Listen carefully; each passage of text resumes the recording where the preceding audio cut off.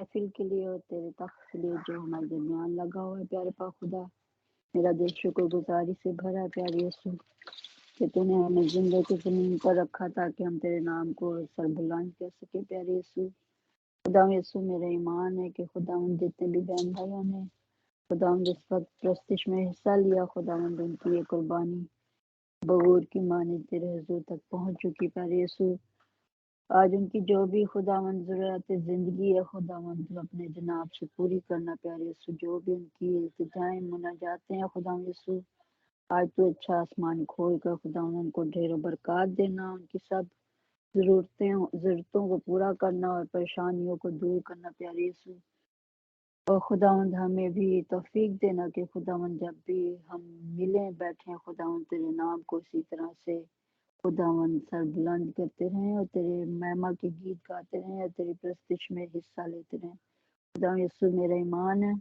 खुदावंद यीशु जितने भी इस वक्त बहन भाई मौजूद हैं, खुदावंद तो हम सब के दिलों को आज तू नरमा प्यारे यीशु, जबकि हम तेरे कलाम को सुनने को है। प्यारे यीशु, कलाम का बीज जो भी बोया जाए, खुदावंद 100 का 100 गुना फल लाए। प्यारे यीशु, हमें हमारे कानों को मसा कर, दिलों को नरमा, जहनों को खुदावंद रोशन कर, ताकि हम जो भी कुछ पढ़ें सुने सीखें खुदावंद उसको अपनी ज़िंदगी में लें और दूसरों तक पहुंचाएं। पास्टर जी के लिए, पास्टर रॉबर्ट के लिए खुदावंद यीशु से ढेरों बरकत को मांगती हूँ। अपने बंदा को आपका शोला बनाकर इस्तेमाल करना। खुदावंद एक एक के लिए खुदावंद तेरे कलाम को मांग लेती मुझ समेत। खुदावंद तू आज हमसे बोलना और हमसे कलाम करना। जो भी खुदावंद आज कलाम हमारे लिए हो, खुदावंद बाई से बरकत ठहरे और उससे जिंदगियां बदलें। खुदावंद जिंदगियों में ताजगी आए, खुशहाली आए प्यारे यीशु,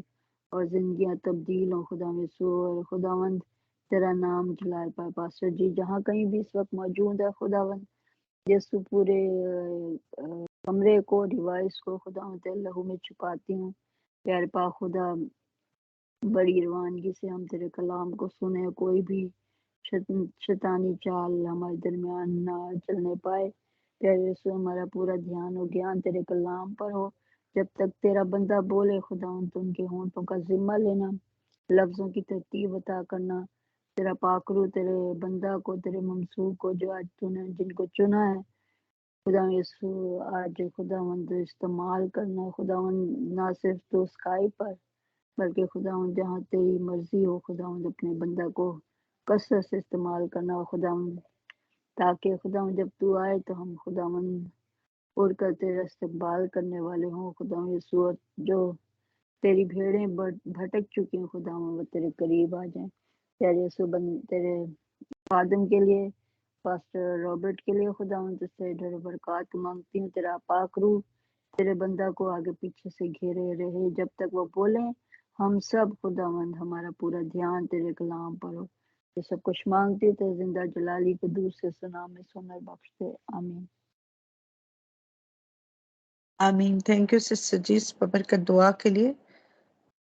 खुदा उनकी शुक्रगुजारी करते हैं और आमीन कहते हैं। खुदा आपको कसरत की बरकत अता करे और आपको जिंदगी सेहत और तंदुरुस्ती अता करे, आपको और आपके घराने को ढेरों बरकतें अता करे। थैंक यू वेरी मच जी। अब वक्त हुआ चाहता है कि हम खुदा के जिंदगी बख्श कलाम को सुने।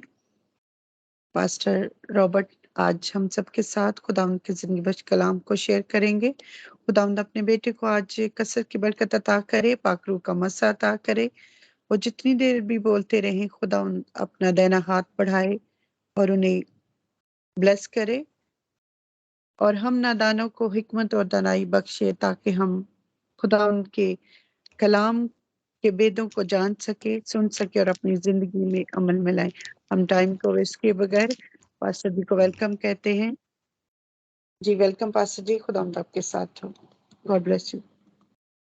थैंक यू सिस्टर जी, खुदावंद आपके साथ हो, खुदावंद बरकत दे, सलामती बख्शे, और तुम यीशु मसीह में तमाम भाई बहनों को जितने इस वक्त वॉइस ऑफ गॉड के प्लेटफॉर्म पर मौजूद हैं और वो सब जो कि फेसबुक में या यूट्यूब में खुदावंद के कलाम को सुनने के लिए तैयार हैं, आप सबको वेलकम कहा जाता है। और मैं ईमान रखता हूँ कि खुदावंद आज के कलाम के वसीला से आज हमें बहुत कुछ सिखाएगा।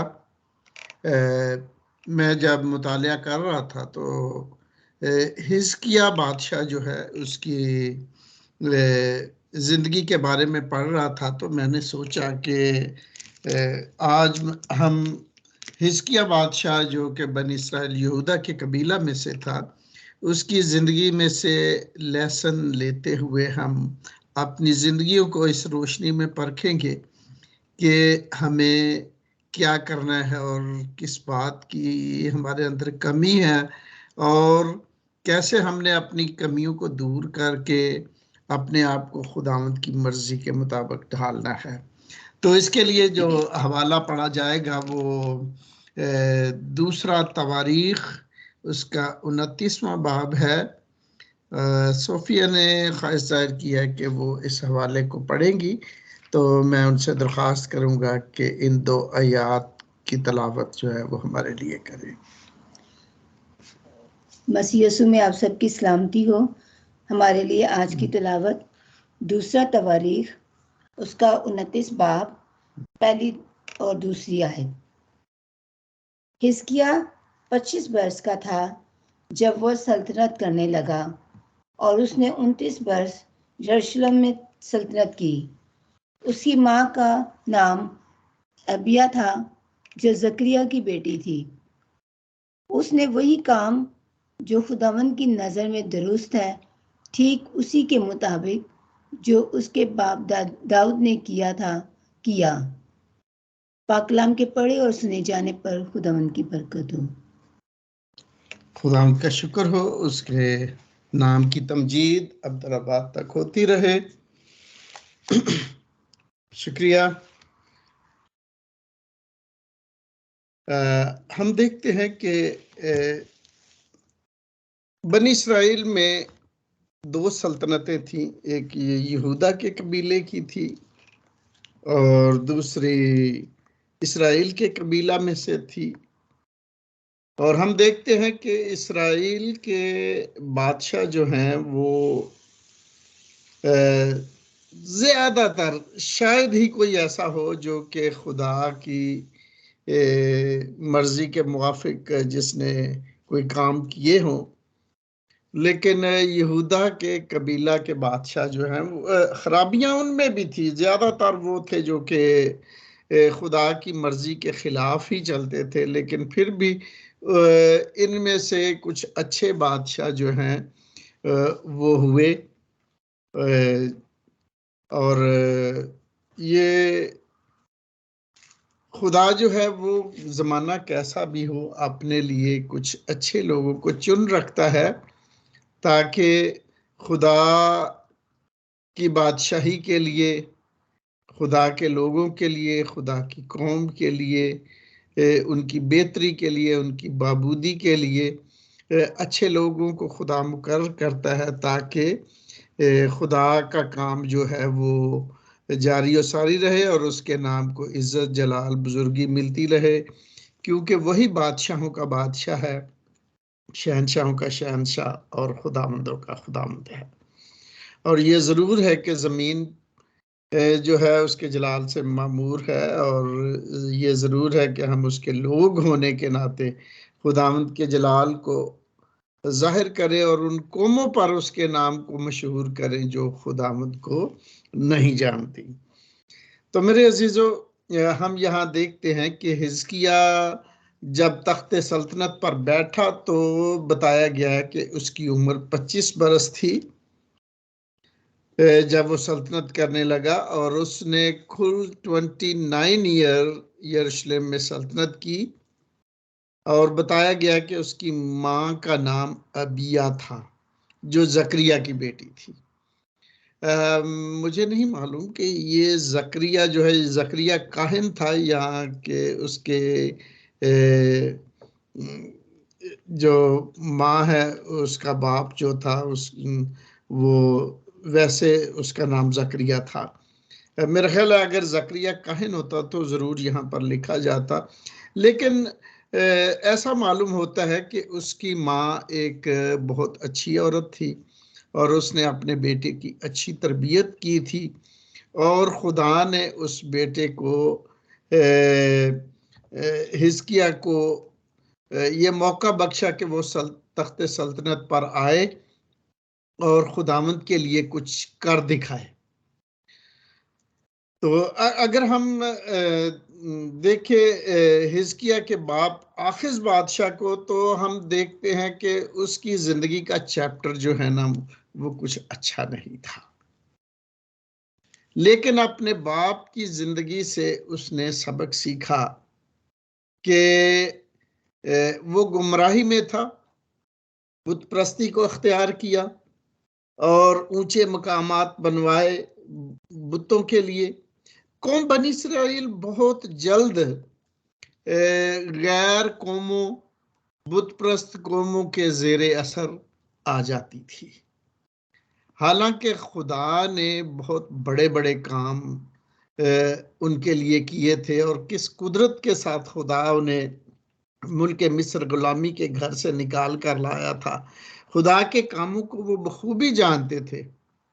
लेकिन ये इंसान की फितरत है कि इंसान अपने आप को खुदा के ताबे रखना गवारा नहीं करता। हालांकि खुदा के ताबे रहने में हमारी हिफाजत है, हमारी सेहत है, हमारी जिंदगी है, लेकिन इंसान फितरी तौर पर बागी है। और यही बात जो है वो यहूदा और इसराइल के बादशाहों में थी कि खुदा के कामों से वाकिफ होने के बावजूद भी वो काम करते जो उनको अच्छे लगते, जो गैर कौमों को करते हुए वो देखते, जो बुत परस्तों को करते हुए देखते, वो उन कामों की तरफ उनका रुझान हो जाता और वो वही करते जो खुदा की नजर में बुरा है। खुदा की शरीयत को तोड़ते, बुत परस्ती में पड़ जाते, जिनाकारी में पड़ जाते और यूं खुदा के गजब को मौका देते कि वो उसका कहर उन पर नाजल हो और वो तलवार का लुकमा हो और वो असीरी में जाएं और मुसीबत में पड़े। मेरे अजीजों, लेकिन यहाँ हम देखते हैं कि हिजकिया ने इन सारे तजर्बात को देखते हुए उसने अपने दिल में अहद किया कि वो खुदामंद इसराइल के खुदा की पैरवी करेगा, जी को पूरा करेगा और खुदामंद के साथ चलेगा। और हम देखते हैं कि उसने जब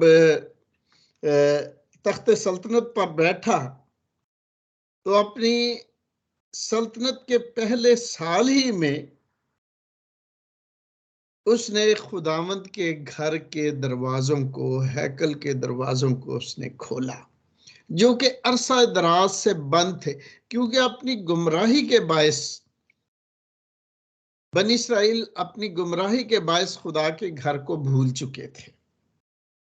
बुत परस्ती और बुतों के मंदिरों में जाना और ऊंचे मकामात पर जाके बखूर जलाना और वो झूठे माबूद जो हैं उनकी परस्तिश करना और उनके आगे अपनी मिन्नतें समाजदे करना, ये उनकी जिंदगी का विरता या तरीका कार बन चुका था। लेकिन हम देखते हैं कि हिजकिया जो है बादशाह होने के नाते और कौम का बुजुर्ग तर हस्ती होने के नाते वो अपनी कौम की गुमराही को देखता है और उसमें तब्दीली लाने के लिए वो तहैया करता है और अपने आप को खुदा की सुपुर्दगी में देता है। और उसने देखा कि ना लोगों के हालात अच्छे हैं, ना काहिनों के अच्छे हैं, ना लावियों के अच्छे हैं, खुदा के घर के दरवाजे बंद हैं, हैकल में नजासत और गंदगी भरी हुई है और काहिन जो है, जो अपने दैयकियों पर यानी कि उनके घर का भी बंदोबस्त होता था, खुदा की खिदमत के काम जो है वो भी सरंजाम होते थे, और लोग जो है बुत परस्ती में थे, खुदा के घर में कोई नहीं आता था, उन्होंने भी हल पकड़ लिए और दुनिया के कामों में वो भी मगन हो गए और खुदा की खिदमत जो है वो सरंजाम दी नहीं जाती थी।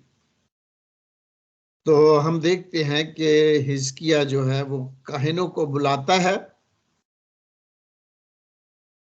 और उनको शर्मिंदा करता है और उनको खुदा की खिदमत के लिए उनको तैयार करता है और उनको हुक्म देता है कि वो अपने आप को फिर से खुदा के लिए पाक करें, हैकल की खिदमत के लिए अपने आप को पाक करें, तैयार करें, खुदा के घर को पाक करें और जितनी नजासत और गंदगी खुदा की हैकल में है उसको निकालें, बाहर निकाल बाहर करें। तो मेरे अजीजों, हम देखते हैं कि दुनिया की मसरूफियात और दुनिया की चीजों की तरफ जो कशिश है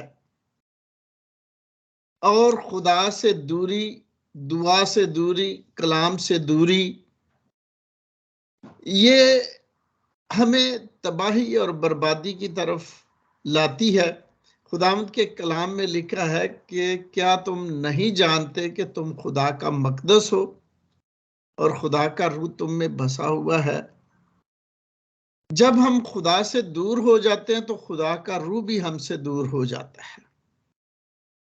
फिर दुनिया की गंदगी और गुनाह की चीजें हमारे अंदर आकर बसेरा करना शुरू कर देती हैं और नतीजतन क्या होता है कि हर तरह की बीमारी, नापाक बदरूहें, नापाक ख्यालात, नापाक सोचें वो हमारे अंदर क्या करती हैं, बसेरा करती हैं और हम रोज बरोज खुदा से दूरी के बायस हम तबाही, बर्बादी की तरफ जाना शुरू कर देते हैं। हमारे फाइनेंसेस जो है वो भी दिन ब दिन गिरते हैं, हमारी सेहत जो है वो भी दिन ब दिन गिरती है, हमारे कामकाज कारोबार जो है उनमें घाटा होता है और फिर हम सिवाय परेशानियों के, हमारी औलाद हमारे बस में नहीं होती, हमारे जो खानदानी जिंदगी है वो तबाही की तरफ गामजन होती है, मियाँ बीवी के दरमियान आपस में इत्तफाक नहीं होता और यूं जो है अबलीस अपने मंसूबों में कामयाब होता है और हम रोज बरोज तबाही के गड़े की तरफ गिरते चले जाते हैं। यही हाल खुदा से दूरी के बायस बनी इस्राएल का था। वो तलवार का लुकमा होते, असीरी में चले जाते और हर तरह की मुसीबत और परेशानी का शिकार होते और खुदा से दूरी के बायस उन्हें हर तरह की खुशी उनकी जिंदगी में बाकी ना रहती। लेकिन जब वो देखते कि ये सब जो हम पर है ये खुदा से दूरी के बायस है, तो कोई ना कोई ऐसा शख्स जो है वो बरूमंद होता, क्योंकि खुदा हर वक्त जब एक कौम तबाह और बर्बाद हो जाती है तो खुदा थोड़े से लोगों को बचा रखता है, क्योंकि खुदा किसी की हलाकत नहीं चाहता, खुदा किसी की बर्बादी नहीं चाहता, खुदा किसी की तबाही नहीं चाहता और खुदा फिर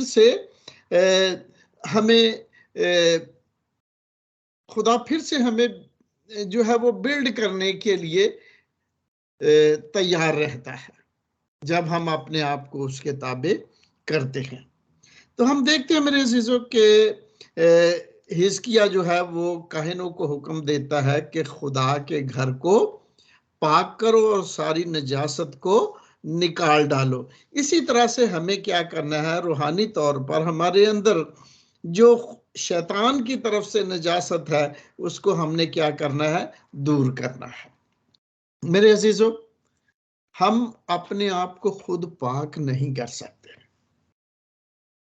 लेकिन हमें पता है, हम जानते हैं कि हमारा एक पाक करने वाला है। अगर हम अपने आप को उसके ताबे कर देते हैं तो वो हमें सारी नाराजगी से पाक और साफ करने की पूरी पूरी कुव्वत और कुदरत रखता है। सिर्फ हमें क्या करना है कि अपने आप को उसके ताबे करना है। उस नजासत को, यानी जो गुनाह की वो बातें जो जिनसे खुदावंद को नफरत है, उनको तर्क करना है। जब उनको तर्क करके हम खुदावंद के ताबे अपने आप को करेंगे तो वो यकीनन हमें पाक करेगा। खुदावंद के बंदा हिजकिय्याह ने कहा, अब मेरे दिल में है कि खुदावंद इस्राएल के खुदा के साथ अहद बांधूं ताकि उसका कहर शदीद हम पर से टल जाए। तो मेरे अजीजों, खुदा के साथ अहद बांधना जरूरी है। जब खुदा हमारे साथ अहद बांधता है तो वो हर सूरत में अपने अहद को पूरा करता है। वो अपने काम में और किरदार में कामिल है। हम भी खुदा के साथ अहद बांधते हैं। बनी इस्राइल ने भी खुदा के साथ बहुत दफा अहद बांधा, लेकिन हर दफा उन्होंने अब उस अहद को जो खुदावंद के साथ बांधा था उसको तोड़ा। जब अहद तोड़ना जो है ना, ये कोई आसान बात नहीं है। अहद को तोड़ने के कॉन्सिक्वेंसेस हमें झेलने पड़ते हैं, बर्दाश्त करने पड़ते हैं। तो मेरे अजीजों, हम देखते हैं कि हमारी जिंदगी में जितने भी प्रॉब्लम्स आते हैं ना, उसमें कहीं ना कहीं जो खुदा के साथ हमने अहद बांधा होता है, उस अहद शिकनी का नतीजा जो है वो हम अपनी जिंदगी में देखते हैं। तो अगर हम खुदा के साथ अहद बांधते हैं तो हर सूरत हमें क्या करना चाहिए, उस अहद को पूरा करने के लिए खुदावंद के दामन को मजबूती से थामे रहना जो है वो बहुत जरूरी है। जब मियां बीवी अपने अहद को भूल जाते हैं तो नतीजा क्या होता है, खानदान की तबाही और बर्बादी। और बच्चे जो हैं वो उस नतीजे को जो उनके माँ बाप की वजह से, उनकी अलहदगी की वजह से हुआ, बच्चों को वो उसके असरात जो हैं वो भुगतने पड़ते हैं। तो मेरे अज़ीज़ों, मैं देखता हूँ कि खुदावंद का बंदा हिजकिय्याह जो है वो उन्हें कहता है कि खुदा के साथ आए मेरे उसने कहा, अब मेरे दिल में है कि खुदावंद इस्राएल के खुदा के साथ अहद बांधूं ताकि उसका कहर शदीद हम पर से टल जाए। तो जब हम खुदा के हजूर मुआफ़ी मांगते हैं, खुदा की हम्दो सना करते हैं, उसके हजूर गड़गड़ाते हैं, आंसू बहाते हैं, तो खुदा जो है उसको अपने लोगों पर रहम आता है और वो उनकी खताओं को मुआफ करता है। इसके बादशाह कहता है, आए मेरे फर्जंदो, तुम अब गाफिल ना रहो, क्योंकि खुदावन ने तुमको चुन लिया है कि उसके हजूर खड़े हो और उसकी खिदमत करो और उसके खादिम बनो और बखूर जलाओ।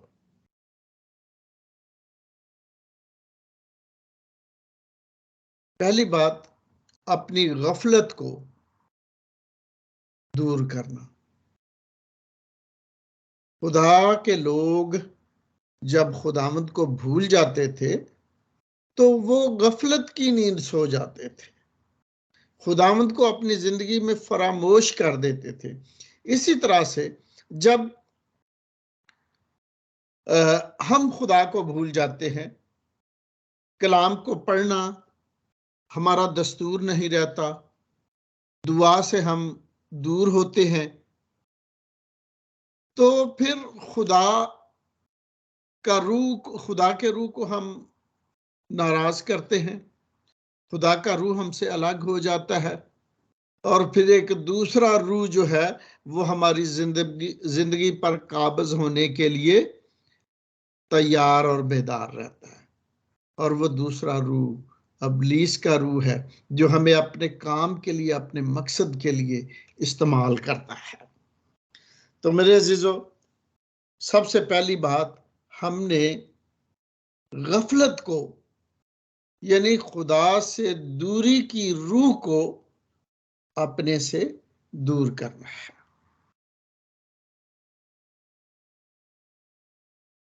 कलाम में लिखा है, हर वक्त तैयार और बेदार रहो, तुम्हारा दुश्मन अबलीस शेर बब्बर की मानद दुबका बैठा है और वो तुम्हारी तलाश में है, वो हमारी गफलत में देख रहा है कि हम कब सुस्त हों, काहिल हों, दुआ से दूर हों, तो वो हम पर क्या करे, हमला करे। इसलिए खुदावंद का बंदा कहता है कि आए मेरे फर्जंदो, तुम अब गाफिल ना रहो, क्योंकि खुदावंद ने तुमको चुन लिया है कि उसके हजूर खड़े रहो।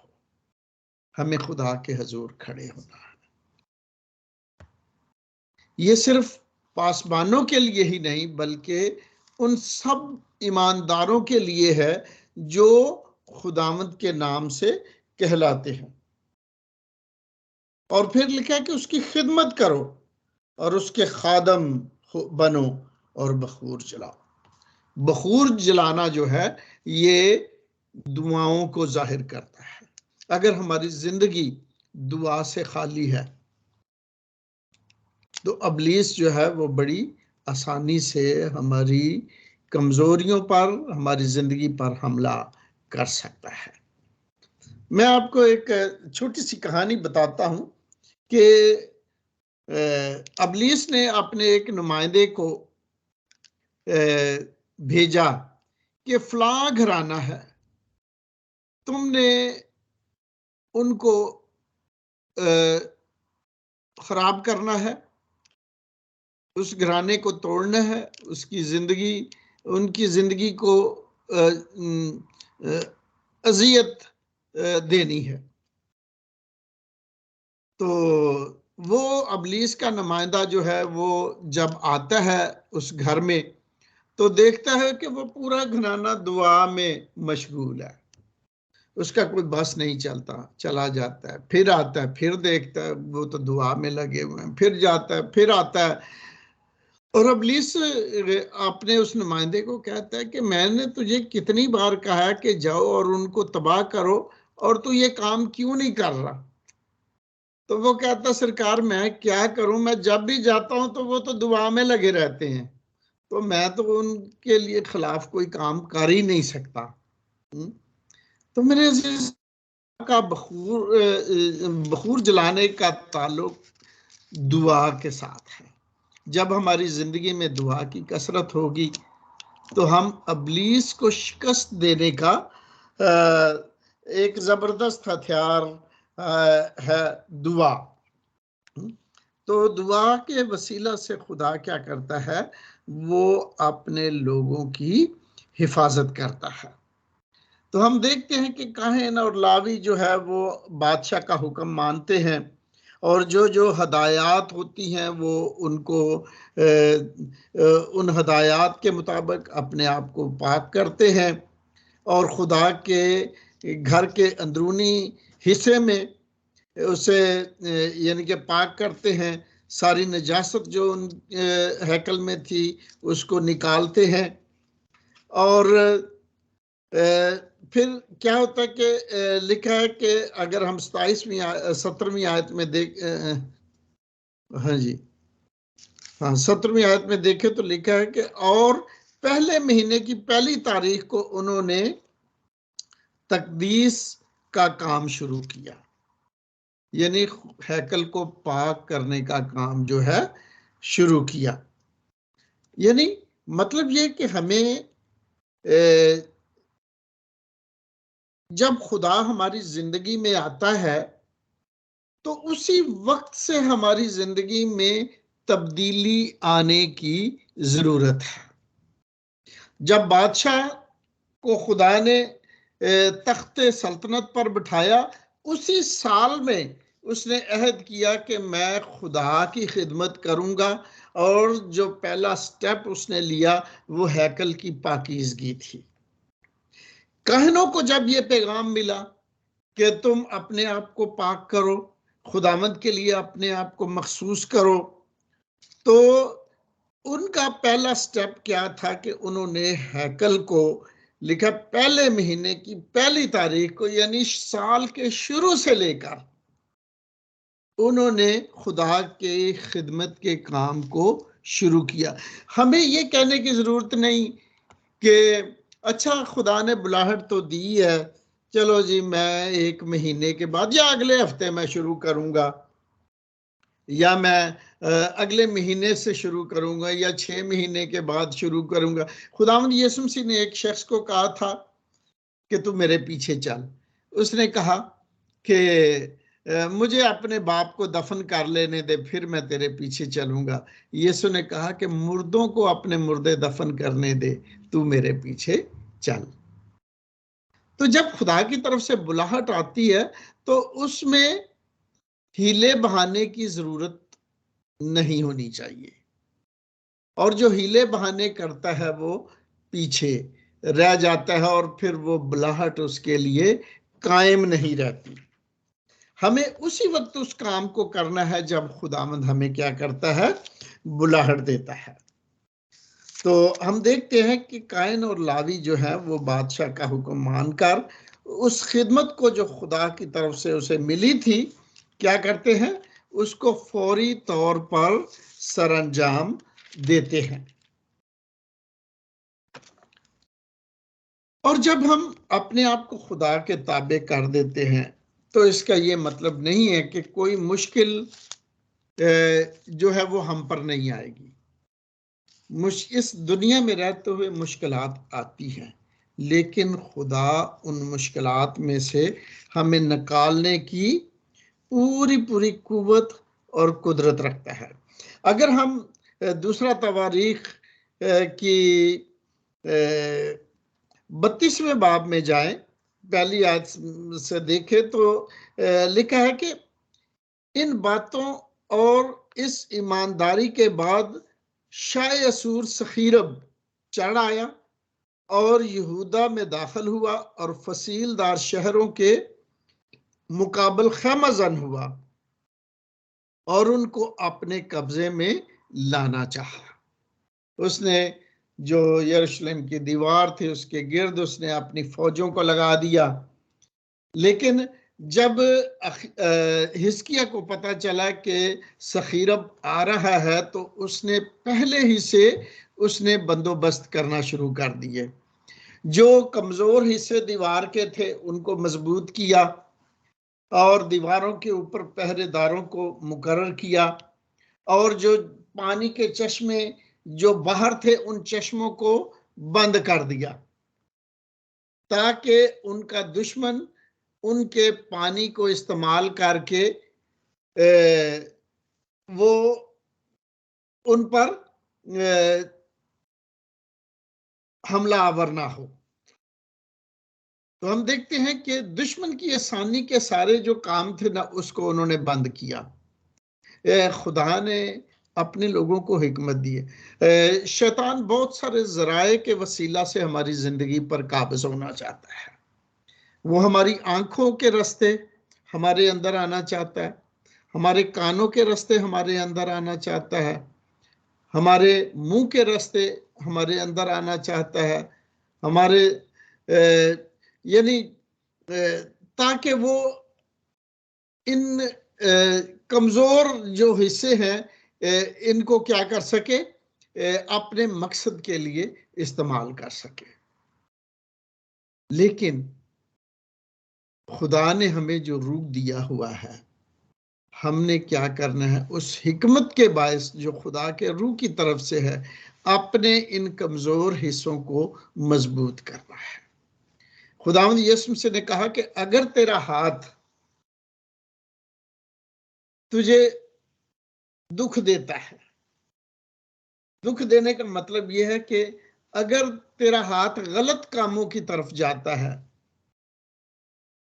तो अपने हाथ को काट कर फेंक दे। एक हाथ के साथ होना तो बादशाही में जाना, खुदा की बादशाही में तेरे लिए बेहतर है कि तू दोनों हाथ रखता हुआ जहन्नम की आग में जाए। या अगर तेरी आंख तुझे दुख देती है तो उसको निकाल के फेंक दे। एक आंख के साथ आसमान की बादशाही में दाखिल होना तेरे लिए इससे बेहतर है कि तू दोनों आंखें रखता हुआ क्या करे, जहन्नम में जाए, या उस हमेशा की आग में जाए। अगर हमारे कान जो है वो खुदा के कलाम या अच्छी बातों को सुनने की बजाय दुनियावी गाने और दुनियावी बातों और बुरी बातों को सुनते हैं, तो बेहतर है कि अपने कान में शीशा डाल दे ताकि सुनने की सलाहियत जो है वो खत्म हो जाए।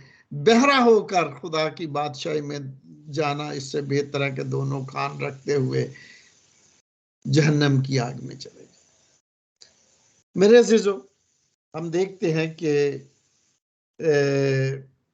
खुदा के बंदा ने क्या किया, उन सारे कमजोर रास्तों को उसने क्या किया, बंद किया, जिसके बायस सखीरब जो बादशाह था उसके मंसूबे जो है वो नाकाम हो जाए, उसके फेल हो जाए। तो हम देखते हैं कि जब सखीरब ने देखा कि